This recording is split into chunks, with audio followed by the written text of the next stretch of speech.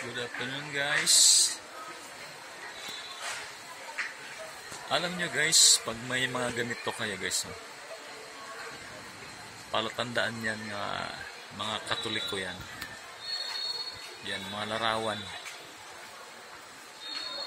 Ribulto kung tawagin. Yan. Ito yung mga palatandaan guys nga Katoliko. Kasi yung ibang relihiyon wala naman ganito eh. Galit pa nga sila sa mga ganitong mga larawan na ito. Yung iba nga guys, binabasag nila, tinatapon sa basurahan. Kahit hindi mo na itapon yan bilang paggalang o pagrespeto sa mga ganitong larawan guys. Basta mga ganito guys, ano to? Katoliko to siya.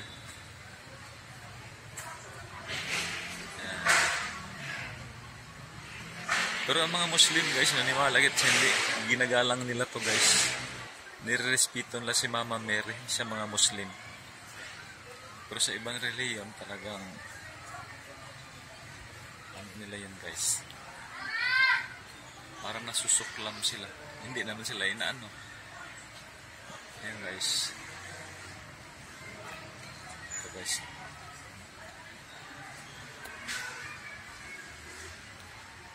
Ito guys, si larawan to ni Mama Mary guys. Ito siya. Ito guys, mga Katoliko. Ito guys, kung tawagin, ito si ano guys, Padre Pio. Ayan guys, oh. Ayan, Padre Pio guys. Mga ano yan guys, mga tao din yan ng unang kapanahunan. Nagiging banal sila dahil sa kanilang katapatan sa Diyos. Pero hindi sila Diyos. Mga banal sila, mga santo. Ito pa guys, oh. Si Mother Teresa guys. Ito guys, Mother Teresa. Isang babaeng matulungin sa mga mahihirap. Ayan. Mga banal to sila guys. Dahil sa sobrang pagmamahal nila sa Diyos, minamahal na rin nila ang yung mga tao. Lalo na yung mga mahihirap. Yan si Mother Teresa. Ito guys, di ko ano to. Di ako kabisado. Walang pangalan kasi guys. Yan. Yan guys, walang pangalan. Tao din to na noong unang kapanahonan guys. Nagiging banal sila dahil sa sobrang pagmamahal nila sa Diyos.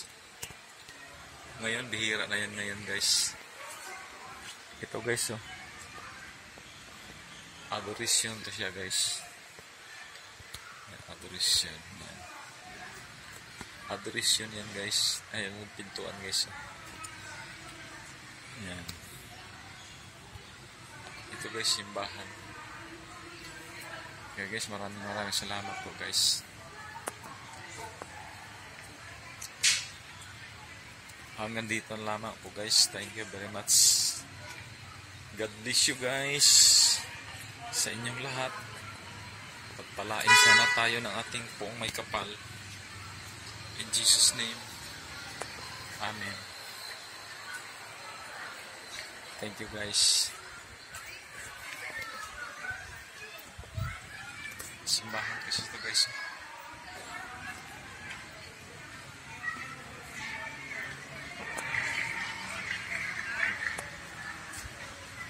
Guys. Ayan gate guys, palabas na ako guys. Kaya hanggang dito na lamang po guys. Thank you very much.